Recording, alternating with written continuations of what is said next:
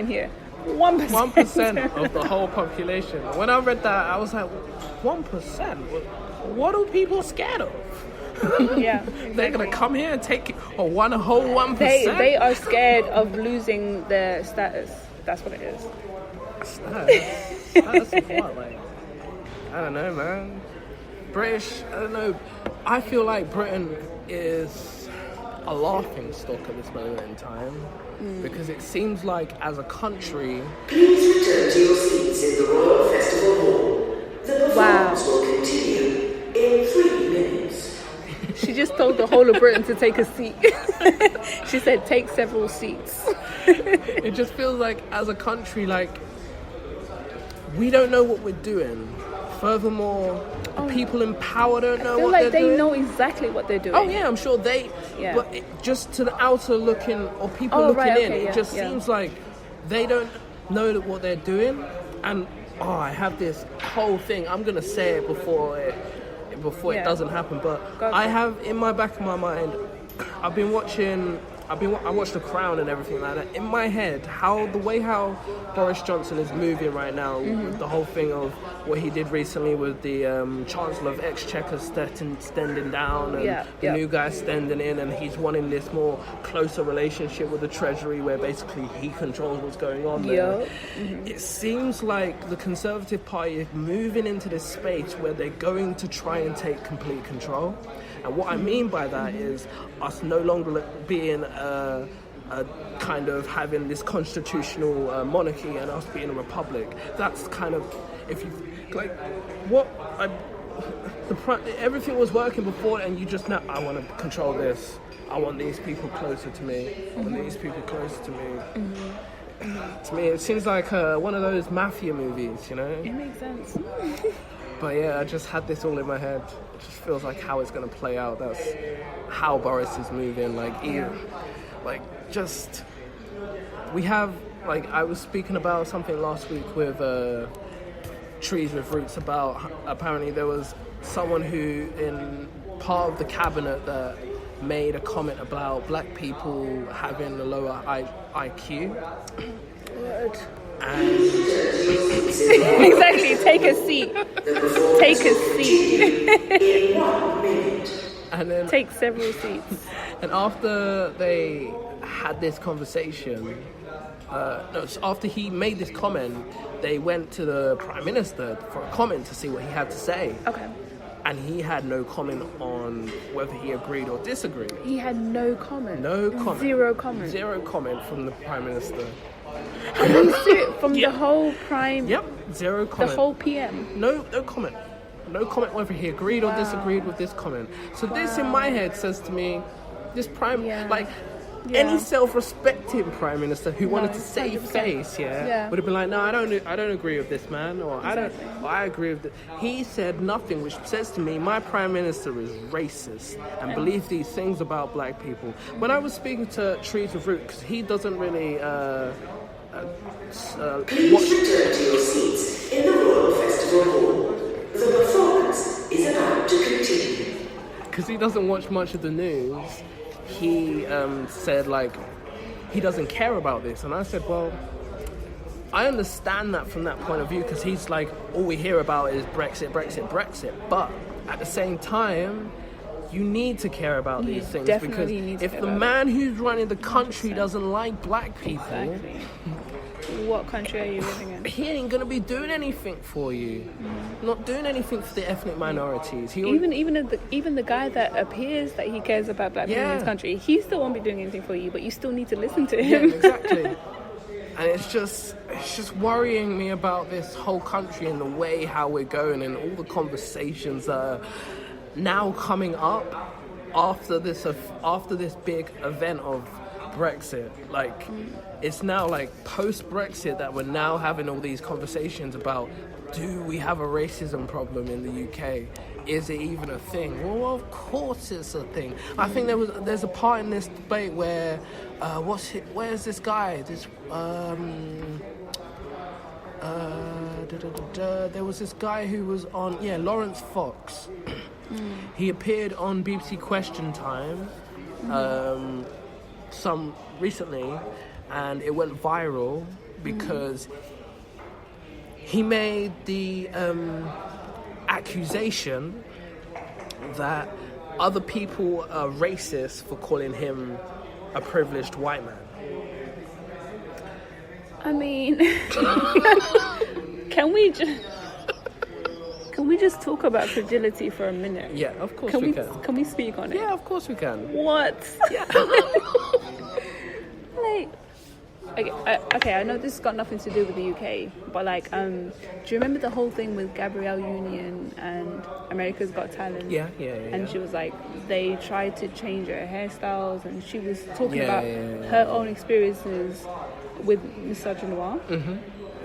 And then, big old Heidi Klum decided to like say like, oh no, that's not the case. I have never experienced anything like that. I'm like, okay, cool. And then she said, I put that on Twitter and people attacked me. They called me a white woman. It's like, it's Heidi. because you made a white person comment. Literally.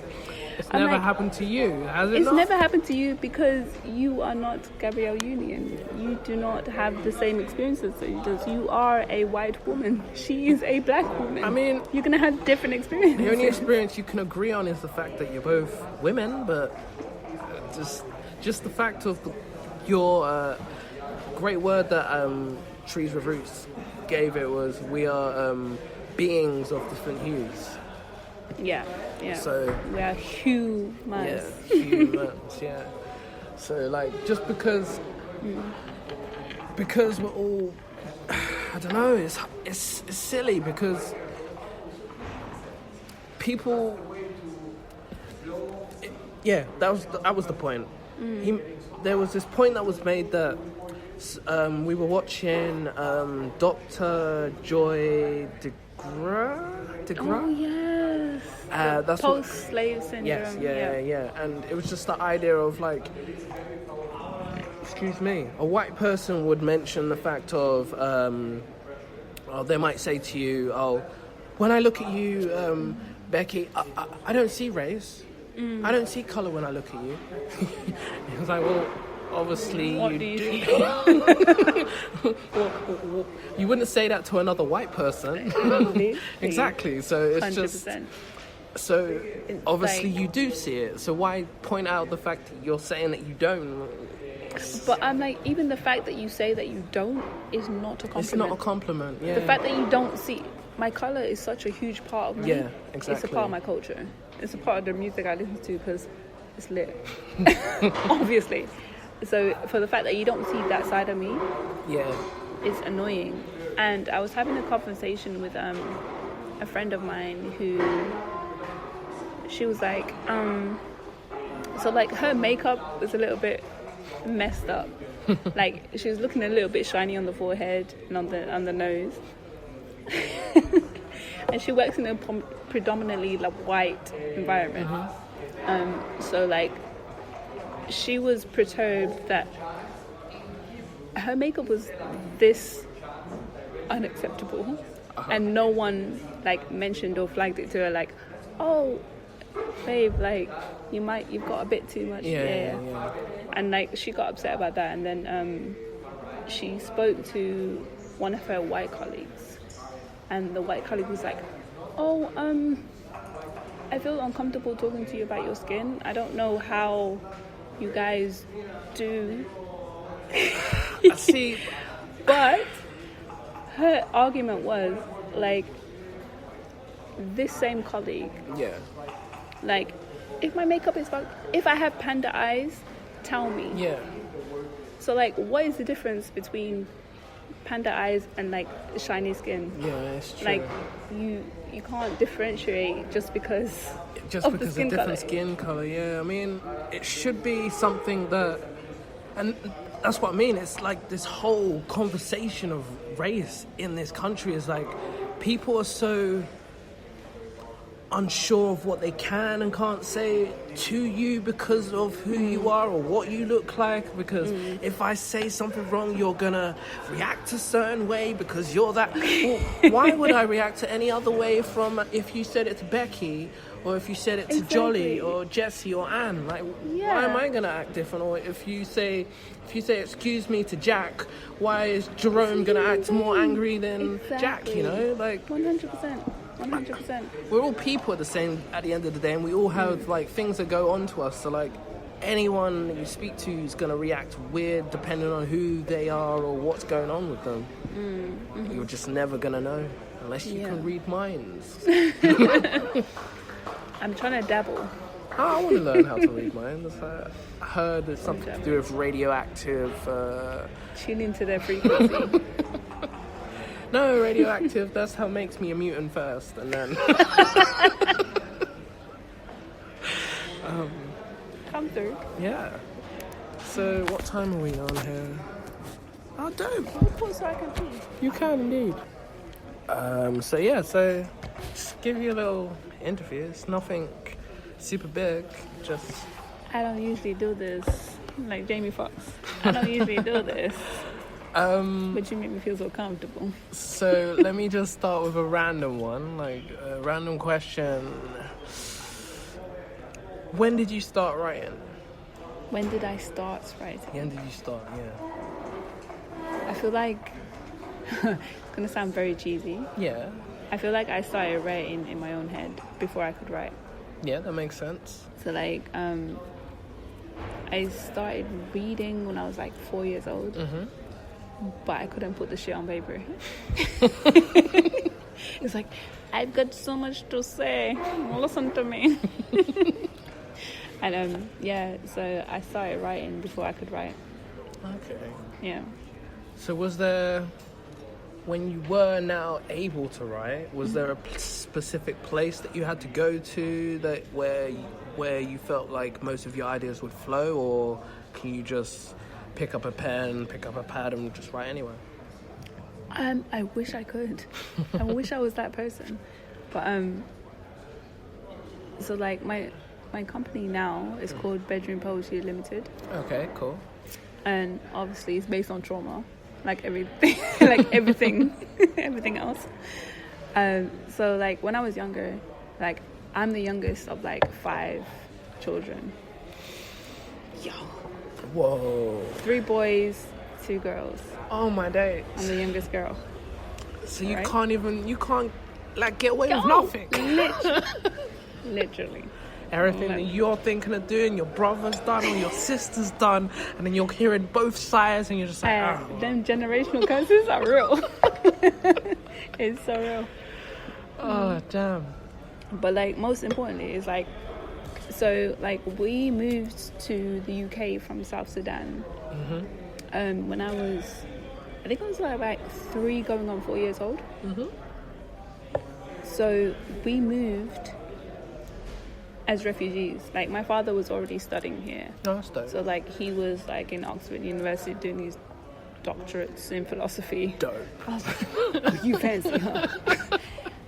Don't think I'm gonna live up to that, but anyway, cool. You do you. So like he was already here, and then when the Civil War kicked off in like 80 something, we all moved here. Okay, cool. And obviously, refugees in the UK, you're gonna have a very small house. Yeah. Like there's no way you're moving into a mansion. It's true. And this is a 7-strong family house, a 7-strong family hold. So what, girls sharing? 3 boys, 2 girls, Boys a mother sharing? and a father. We moved into a 2-bedroom house. Oh. In the middle of Acots Green in Birmingham. So, just like, brothers and parents and... Yeah, so like my parents, obviously they had the room for themselves. And then you had the kids' room. Yeah, and then you had the kids' room. And some of us were sleeping in the living room, some of us were sleeping in the kids' room. And I was like, oh, I love y'all, but I don't need you to be close to me like that. But that was temporary. We moved from there to a 4-bedroom house. and then all the boys shared, and then me and my sister shared, and then we moved to a 6-bedroom house. Cheers. And then I still had to share with my sister for some reason because you're the youngest, isn't it? You know Africans. My mother was like,